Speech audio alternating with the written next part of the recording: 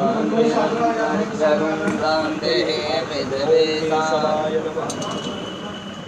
नारायणाय नमः। ओम माधवाय नमः। हस्तप्रक्षालनं नाथ गोविंदाय नमो नमः। ओम पवित्र पवित्रो वा सर्वावसांगतो विवाय स्वरेण पुंडरीकाक्षं सहवायाभ्यन्तरस्ति। ओम पुंडरीकाक्ष पुनादो पुनादो पुंडरीकाक्ष। ओम देवरन्नमरुगं जरन्दं वैदस्तुकारो चन्द्रे रोचनादिवेजुञ्जन्तस्तकाम्या हरे विपच्यसारथे सोण शृणो निवासा। ओम आदित्यावसुरुद्रा विश्वेति वासपैतृकः तिलकं तोपयक्षन्तु धर्मकामा।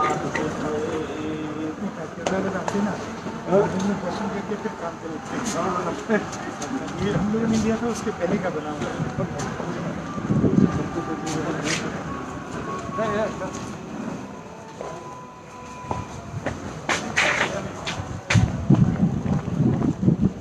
जाओ तो अपनी जगह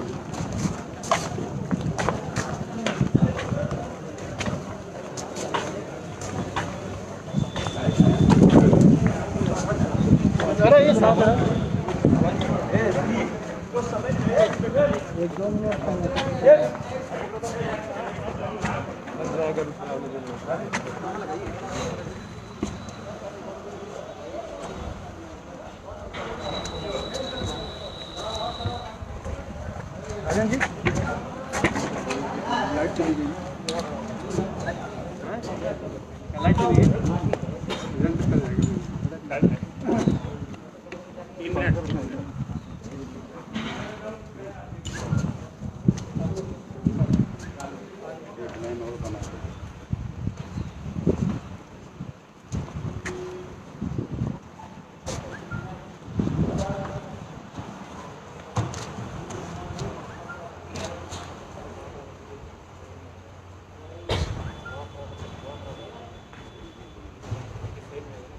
बना लिए, दूरी बनाकर खाओगे।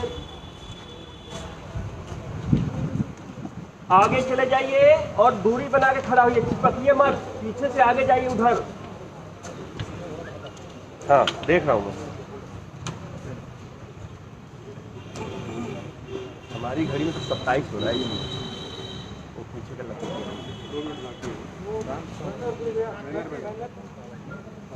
2 मिनट है, सेट कर लो उसे भी।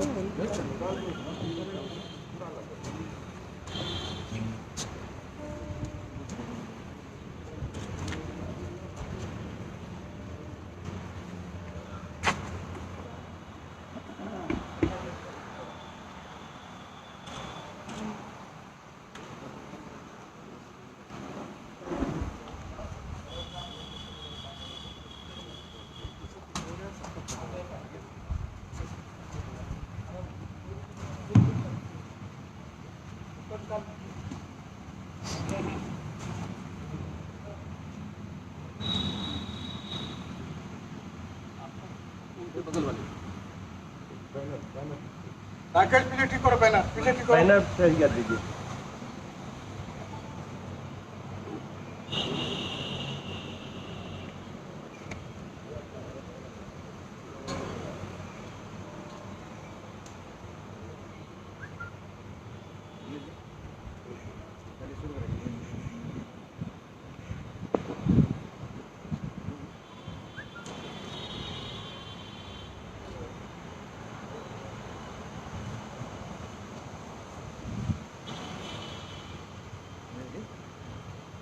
अरे सावधान, अरे स्थिर, अरे सावधान। राष्ट्रध्वज को सलामी देना, सलामी दे। 1 2 भारत माता की जय, भारत माता की जय, भारत माता की जय। वंदे मातरम, वंदे मातरम, वंदे मातरम। अरे स्थिर। चले, हाँ धीरे धीरे।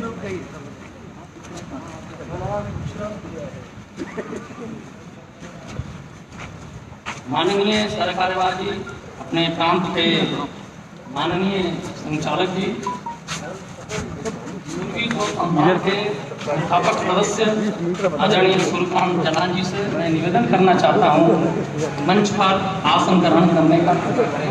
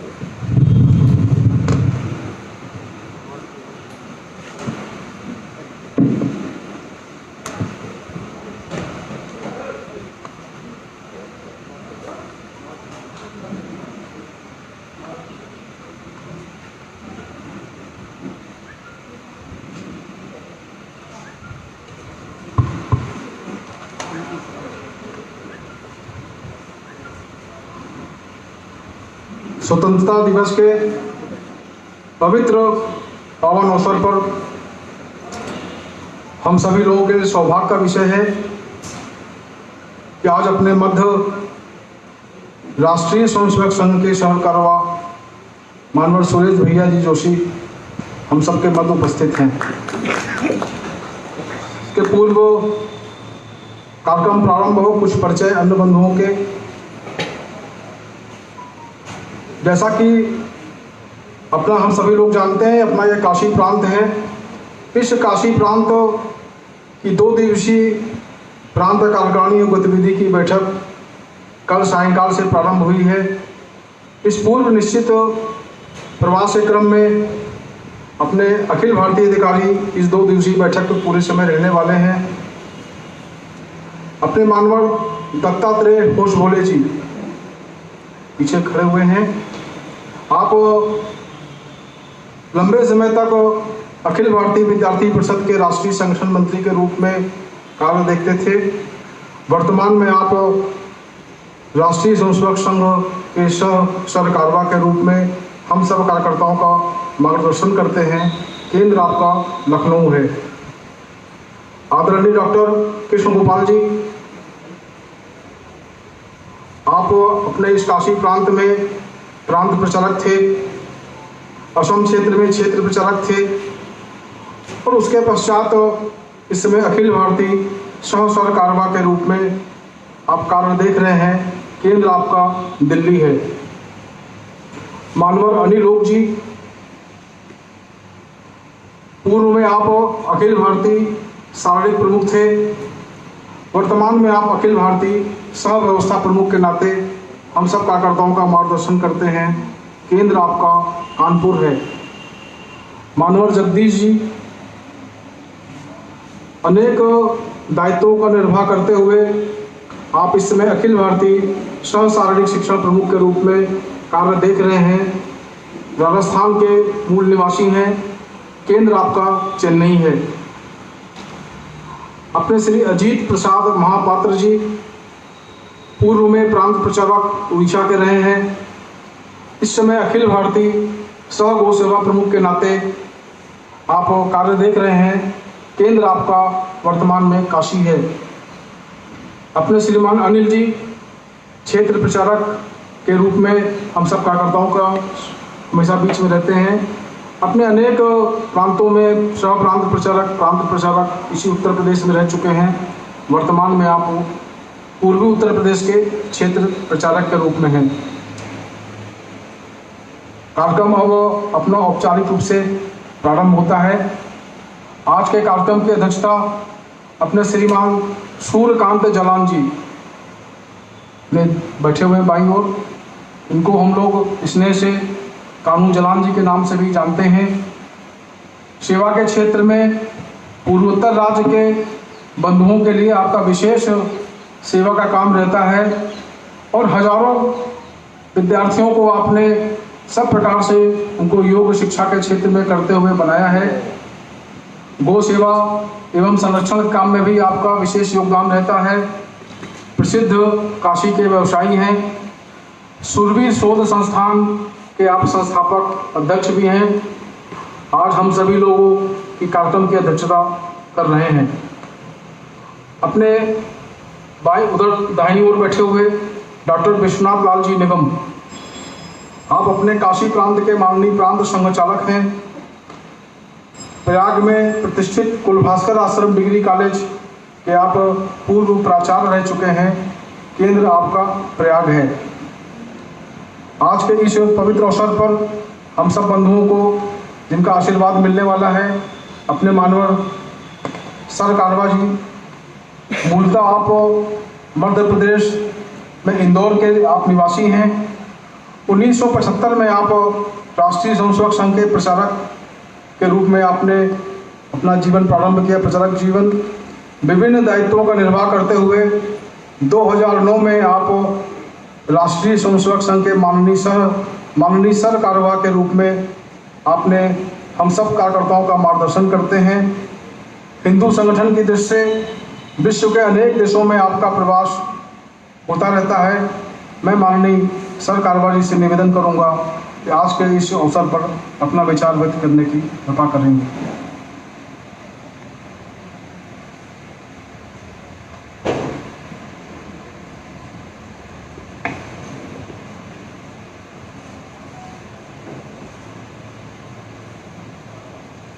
आज के इस ध्वजारोहण कार्यक्रम के अध्यक्ष आदरणीय सूर्यकांत जी जालान, अपने काशी प्रांत के मान्यवर प्रांत संघचालक विश्वनाथ जी निगम जी, इस कार्यक्रम में उपस्थित बहनों तथा भाइयों, आज अपने भारत का 74वां स्वतंत्रता दिन हम लोग यहाँ पर संपन्न कर रहे हैं।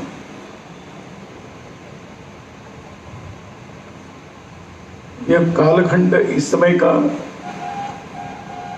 कई कारणों से चर्चा में रहा है। एक महामारी से देश और देश केवल नहीं तो सारा विश्व जूझ रहा है। ऐसी घटनाएं कभी कभार होती है और जब हम इसका आकलन करते हैं तो अपने भारत की कुछ विशेषता हम सब लोगों के ध्यान में आती है। महामारी का संकट तो सारी दुनिया में रहा, लेकिन जब हम भारत की सब प्रकार की संख्यात्मक जानकारी देखते हैं तो ध्यान में आता है कि यहाँ पर कोरोना ग्रस्त होने का प्रमाण और मृत्यु का प्रमाण भी दुनिया की तुलना में काफी कम है।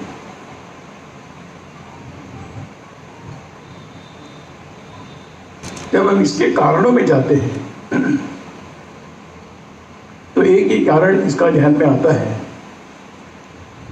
कि भारत की जलवायु में, भारत के भूमि में, यहाँ की सांस्कृतिक जीवन में, परंपराओं में कुछ बातें ऐसी हैं कि जिसके कारण सामान्यतः हमारे यहाँ पर प्रतिकारक क्षमता बहुत अच्छी रहती है। तुलना ही करना है तो मैं केवल एक ही देश की करता हूँ। अमेरिका साफ सुथरा है, बहुत ही बड़ा विस्तृत भूभाग उनके पास है और जनसंख्या की तुलना में भूमि बहुत बड़ी है। सब प्रकार की स्वास्थ्य की सुविधाएं वहाँ उपलब्ध है। इसके बावजूद सबसे अधिक प्रभावित और सबसे अधिक मृत्यु उसी देश में हुई है। तो यही एक सिद्ध करता है कि भारत जैसे देश के जनसामान्य के जीवन में सब प्रकार से जलवायु के साथ मिलकर रहना अथवा ऐसे आए हुए संकटों के साथ प्रतिकार करते हुए रहना, ये भारत की क्षमता अधिक है। और जब हम भारत में देखते हैं तो सबसे प्रभावी चर्चा में नाम आते हैं, मुंबई का नाम आता है, दिल्ली का नाम आता है, जहाँ पर थोड़ी अधिक अच्छी व्यवस्थाएं मानी जाती है। और उसकी तुलना में जब हम देखते हैं कि हमारे यहाँ का कई छोटे राज्य ऐसे हैं कि जहाँ पर और मृत्यु दर भी कम है और बीमार होने का भी बहुत कम है। ग्रामीण क्षेत्र में भी नगरों के कारण फैला हुआ है, ग्रामीण क्षेत्र में नहीं, कष्ट नहीं। और जनजातीय क्षेत्र में हम देखेंगे तो बिल्कुल बहुत ही नहीं के बराबर ये बीमारी है। तो हम भारत में भी कल्पना कर सकते हैं कि किस प्रकार की प्रतिकारक क्षमता यहाँ के जनसामान्यों की रही, उसके चलते इस संकट में भी हमने अपनी अलग प्रकार की पहचान बनाई है। तो हमें इस बात का भी गर्व है कि हम इस प्रकार के परिस्थिति में भी और जूझ कर खड़े हो सकते हैं। दूसरी एक बात केवल इसी निमित्त से आजकल चर्चा में चली है, उसका केवल उल्लेख करना चाहूँगा। स्वतंत्रता दिवस हम मना रहे हैं तो उसका इस बात से संदर्भ है, इसलिए केवल मैं कहना चाहूँगा, देश को स्वतंत्रता प्राप्त होने के लगभग 74वें हम दिन मना रहे हैं। आज हम कह रहे हैं कि देश स्वावलंबी बनेगा। एक लंबा अवधि पारतंत्र गुलामी समाप्त होने के बाद बीता। कई प्रकार के प्रयोग प्रयास देश के अंदर चलते रहे, लेकिन हम कई बातों के लिए अन्य देशों पर हम निर्भर रहे। एक समय था कि जहाँ पर जब हम 2 समय के भोजन के लिए भी विदेश की सहायता पर निर्भर थे। ऐसी कई बातें कही जा सकती हैं और आज भी कई बातों के लिए हम अन्य देशों पर निर्भर हैं। इस कोरोना के इस संकट ने, इस महामारी ने हमको सिखाया है, एक संदेश दिया है कि हम अभी अपने पैरों पर खड़े रहेंगे, क्योंकि दुनिया के कोई भी देश पहले अपना सोचते हैं, बाद में दूसरों का सोचते हैं और स्वाभाविक है। इसलिए हम अन्य लोगों के और कृपा पर, उनकी मेहरबानी पर हम जीने वाला समाज कोई सम्मान प्राप्त कर सकता है। इसलिए आत्मनिर्भर भारत की बात चली है। आत्मनिर्भर भारत को ही दूसरे शब्दों में कहना है तो एक स्वदेशी तंत्र पर चलने वाला एक भारत हमको खड़ा करने की आवश्यकता है। भारत की जलवायु, भारत की भूमि, भारत की जनसंख्या, भारत की मान्यताएं, भारत की परंपराएं, भारत का सामर्थ्य इतना है कि हम अगर सब संकल्प लेंगे तो आत्मनिर्भर भारत होने में कठिनाई नहीं है। लेकिन आत्मनिर्भर भारत की एक शर्त है कि आत्मनिर्भर राज्य बने। आत्मनिर्भर राज्य की एक शर्त है आत्मनिर्भर जिला बने। और उसके भी नीचे हम जब जाते हैं तो हर व्यक्ति आत्मनिर्भर बनने की दिशा में प्रयत्न करना चाहिए। और इसलिए यह एक संकट में भी एक अच्छा अवसर और दुनिया ने हम सबके सामने रखा। और मैं समझता हूँ कि एक देश के स्वाभिमान, देश के स्वावलंबन और इस प्रकार का हम जैसे भी हो, हम अपने यहाँ की इस सब बातों को लेकर चलेंगे। इस प्रकार का एक अवसर हम सबके सामने तो महामारी ने लाकर खड़ा किया है। हम सब इसका विचार करते हुए अपना देश आत्मनिर्भर बनने में, मैं एक व्यक्ति के नाते, हम एक समूह के नाते हमारी भूमिका क्या है, इसका जितना हम चिंतन करेंगे, जितना आत्मनिर्भर बनाने के लिए अपने व्यक्तिगत सामूहिक जीवन में समझौता करते हुए चलेंगे, तो यह देश फिर एक बार विश्व के सामने सही दिशा में चलने के लिए विश्व को प्रेरित करने वाला रहेगा। आत्मनिर्भर भारत नहीं, हम चाहते हैं कि देश के छोटे छोटे, विश्व के छोटे छोटे देश भी दूसरों के बड़े देशों के चंगुल से मुक्त होते हुए अपनी जो भी उनके पास उपलब्धि है, जो भी उनके पास साधन है, उसके आधार पर आत्मसम्मान के साथ जिए। यही हम सबका स्वप्न है। प्रारंभ भारत से करना पड़ेगा। भारत की ओर देखकर बाकी दुनिया के छोटे देश भी इस दिशा में चलना प्रारंभ करेंगे। इस संदर्भ में आज के वर्तमान में हम सबका जो दायित्व बनता है उस दायित्व को हम लोग समझें और उसके अनुसार संकल्प लें। यही आज के दिन का संदेश है। आप सबको नमस्कार, धन्यवाद।